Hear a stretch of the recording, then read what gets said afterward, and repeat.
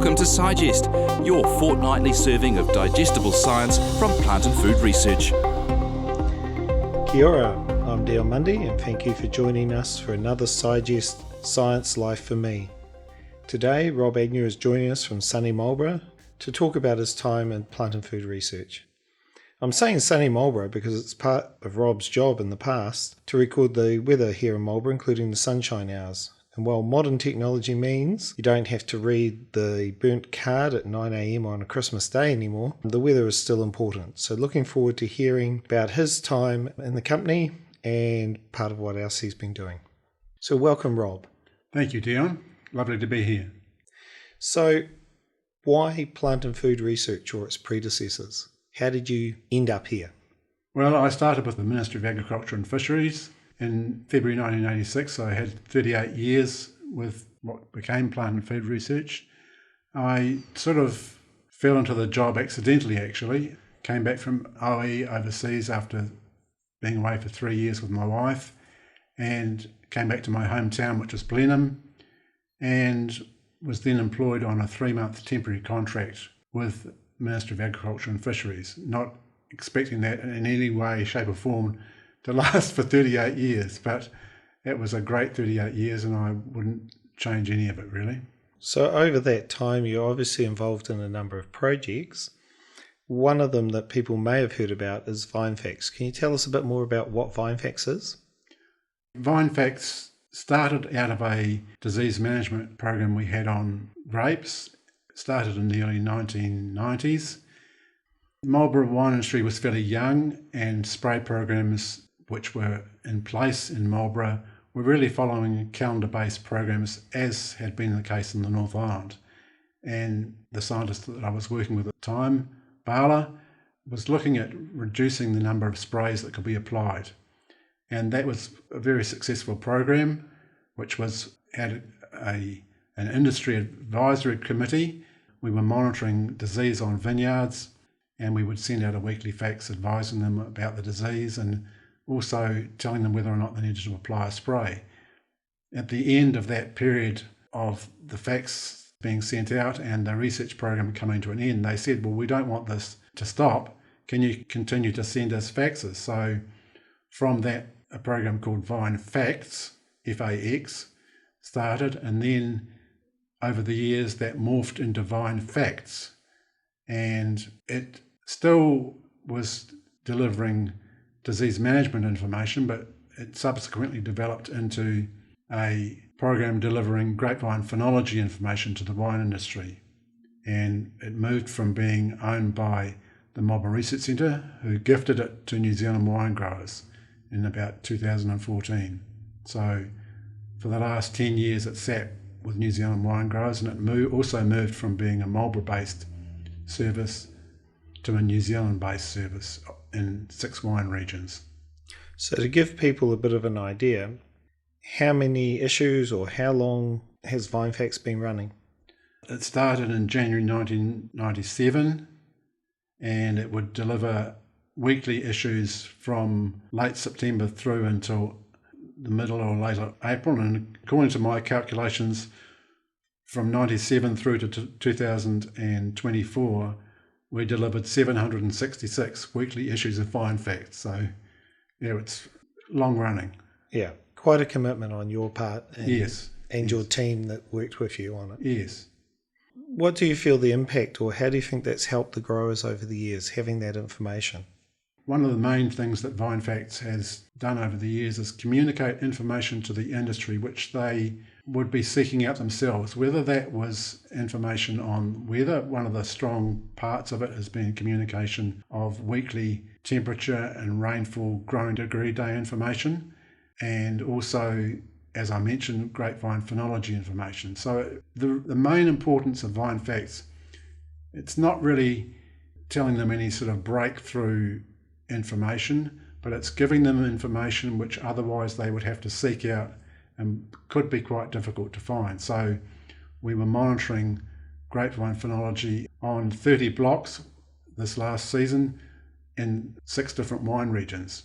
So it gives growers and viticulturists a heads up as to what stage of growth their vines are at and it can also give them a heads up whether the season is early or late, and that can be quite important with regards to the timing of sprays, to the timing of when to employ staff over vintage, with holding periods for sprays.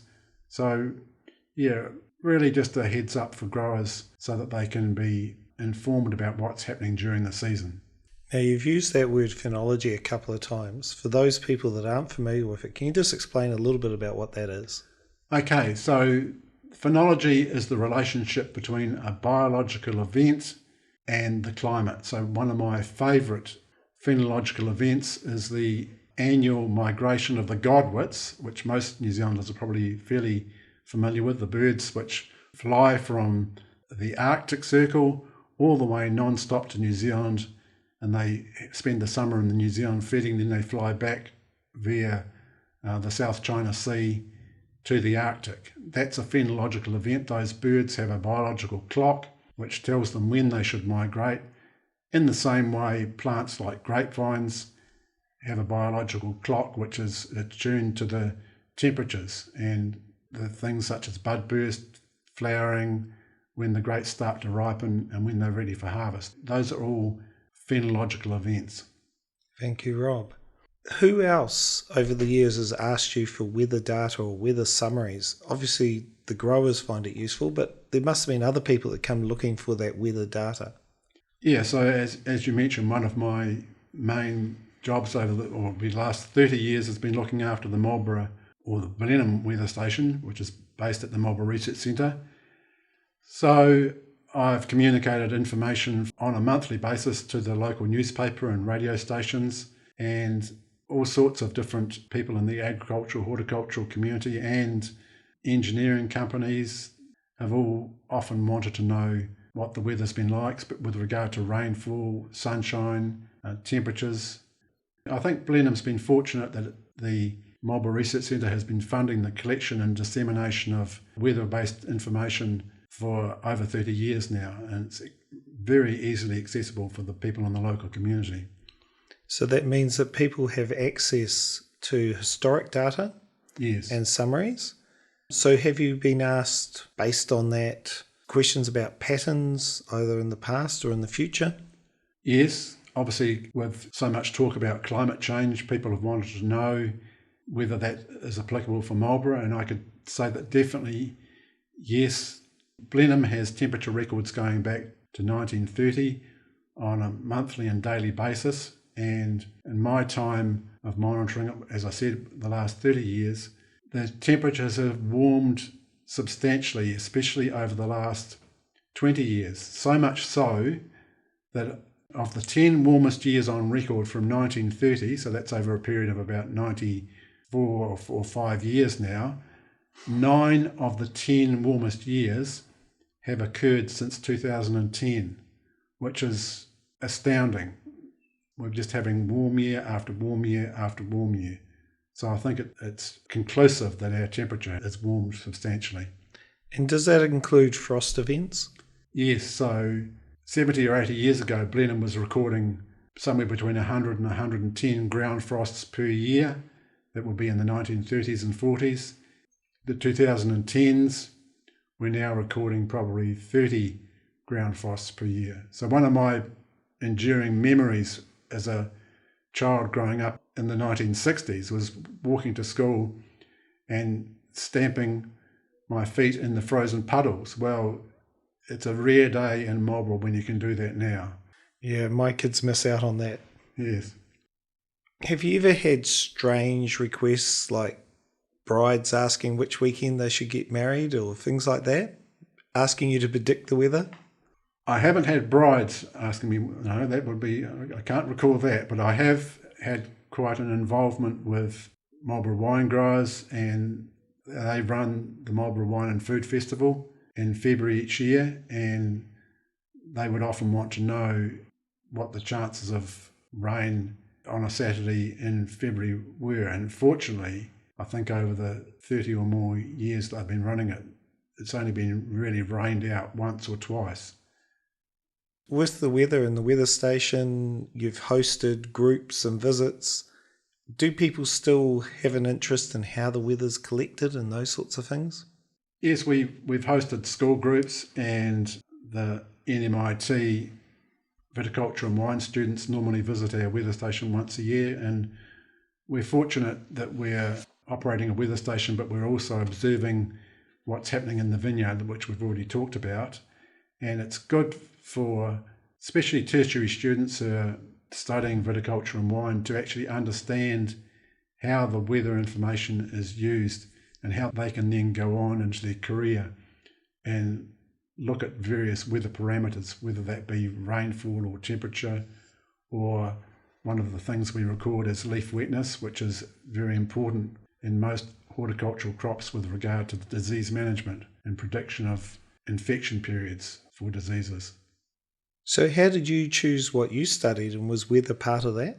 So as I said, I sort of fell into my science career, but I actually initially, after I left school many eons ago, went to Lincoln University to undertake a Bachelor of Agricultural Science degree, which I completed.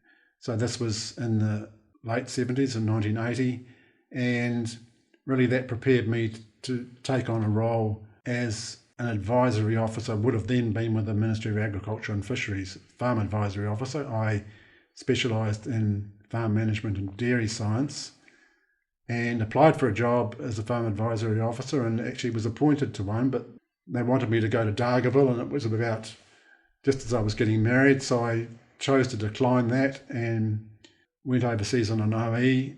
So my career path could have taken quite a different road. When I came back from overseas, I obviously came into this position and headed down the horticultural side of things rather than agriculture. So are you saying that rather than a planned career, it's been doors that have opened and opportunities you've taken?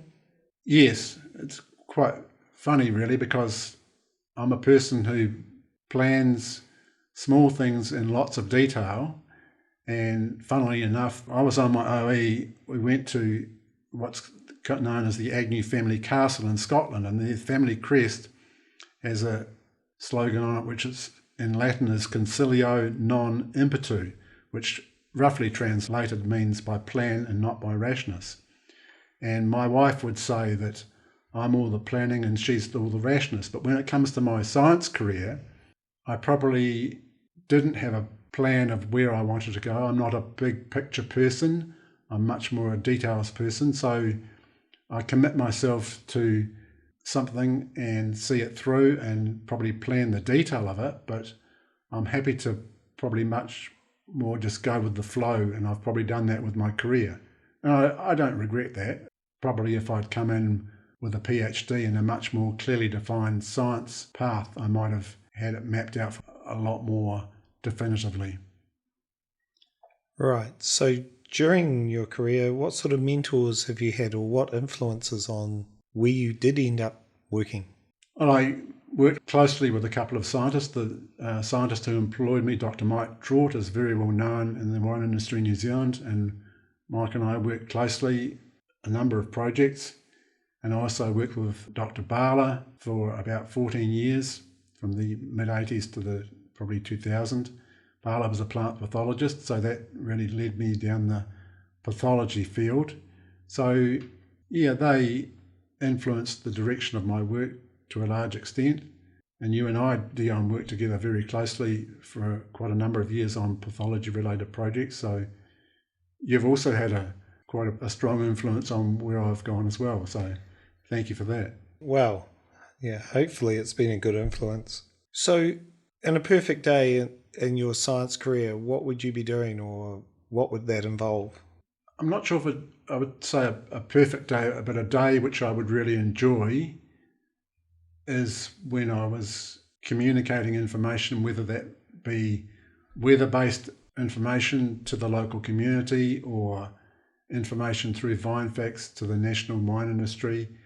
I really got a buzz out of taking information which is being developed by our research community here in Blenheim and also nationally, and communicating that to the industry. I probably would be more frustrated with research programs if I couldn't see a practical outcome for the industry with whom I'm working. And that's just the very applied end of research. Yeah, that's what sort of spun my wheels. So what are some of the highlights of your career?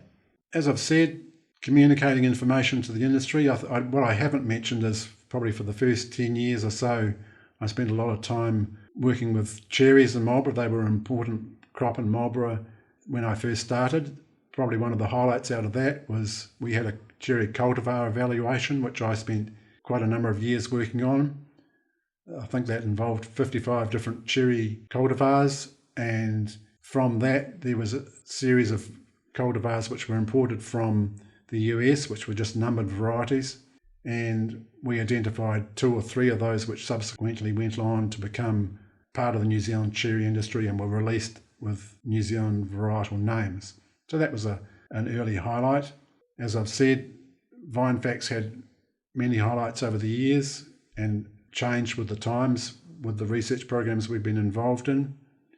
One of the other highlights which was associated with my work was being involved with the Marlborough SciTech Science Fair, which was for primary and secondary age students. I was involved in that for probably the best part of 30 years as a judge, and the latter probably 20 years or so I was the chief judge. One of the highlights from that in my last year of being chief judge was to see the Marlborough winner, who I nominated for the National Science Fair, or was then called Realise the Dream. He went on to win the overall New Zealand competition, which was, that was a real highlight of being involved in the science fair and in some small way being able to encourage students in their science path. And as well as the school students that have been here for various reasons, you've also interacted with a number of visiting researchers and students during your time? Yep, we've had a strong relationship with Plant and Food Marlborough, with colleagues at Lincoln University, and each year we have a visit from the Lincoln Viticulture and Enology class, and they have a field trip in Marlborough, which is normally in April, and I've been able to speak to those students each year for a number of years about the weather, about how that interacts with grapevine phenology, which we've already talked about, and other students from other institutions, and also talking to various industry groups along similar lines. And I remember one of the first projects that I got involved in with you was the mulching project, which was 25 years ago now, and we still get inquiries about. What did you enjoy about that project? Yeah, so that was started in the mid-1990s, and actually it's one of the main reasons for it starting was that a lot of organic waste was going into the landfill in Blenheim. So it was a joint project between the Ministry for the Environment, Marlborough District Council and Plant and Food, and we were looking at ways to divert waste streams such as grape marc, which is the leftover skins and stalks from the winery. So we combined grape marc, grape prunings, animal manure and mussel shells and made a mulch which we then applied into the vineyard. And you and I worked very closely on that.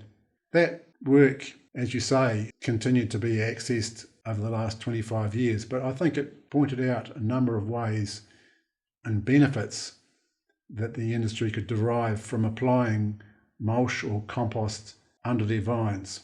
Yeah, so it's great to have had a small influence on helping to the wine industry to become more sustainable in that regard.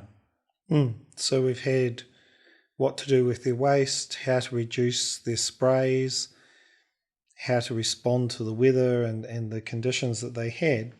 I also know that you've done a few other little projects. What are some of the other crops or trial crops that you worked on in Marlborough that are not as popular as cherries or grapes now? When I was working with Dr. Barlow in the 1980s, we were looking at some alternative crops to see what could be grown in Marlborough, and there were quite a few alternatives. One of the things we looked at was growing peanuts. I have to say to my shame that it was only at that stage that I came to realise that peanuts grew in the ground. We did successfully grow some peanuts. I know that they're now being grown successfully in Northland, and there's a Plant and Food project looking at that. We also looked at growing sesame. And I learnt where the term open sesame comes from, because sesame shatters and the seed gets lost very easily. We looked at jojoba.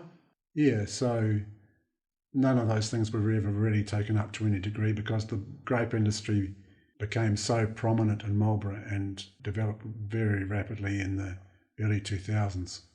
So what are you most proud of in your career?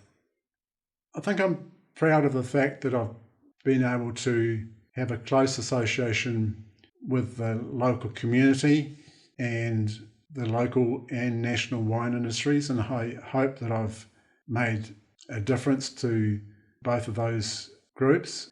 And one of the things that really motivates me is to assist and help others. I've never looked at my career as something really to focus on me. I've tried to focus on others and look to see how I can help them and benefit them. And I hope I've done that with people outside plant and food, but also with colleagues in plant and food. So what next? What are your aims for the future? Well, I'm actually been retired for about 6 weeks now, and I'm really enjoying it. I shouldn't say that probably, but it's good to get up in the morning and know that I don't have to go to work. But I've got a strong Christian faith, and that's always motivated me with regard to serving in the community. I have done so over the last 30 or 40 years, and I look forward to being involved more in community activities and just assisting people in the community. So that's probably where I'll put more of my time. Well, Rob, it's been really great to enjoy our chat, as it always is, and obviously all the best for your retirement. You know that you can always drop in for a cup of tea, and we probably pick your brain for a few things as well while you're here. But is there anything else you just want to add in summary? Just to say that I've really enjoyed my career with plant and food. I mentioned it probably wasn't highly planned, but I've enjoyed the relationships with people. And one of the things that I said at my farewell, I'll just repeat in Te Reo, it is, Hei aha te mea nui o te ao. Hei tangata, hei tangata, hei tangata. And that translates as, what's the most important thing in the world? It's people, it's people, it's people. So while I've really enjoyed the science projects I've been involved in, it's the interaction with the people and the staff that I've enjoyed the most. And that's probably what I'll miss the most. I won't particularly miss the science projects, but I'll miss the interaction with people. Well, thank you very much, Rob, especially coming in your retirement and spending some time with us. And thank you, listeners out there. Please check out our Scigest pages on the Plant and Food website for extra links and topics. Please subscribe or follow the channel on your favourite podcast provider to help this channel grow, and post reviews and rate the podcast. See you later, and look forward to catching up with you again soon.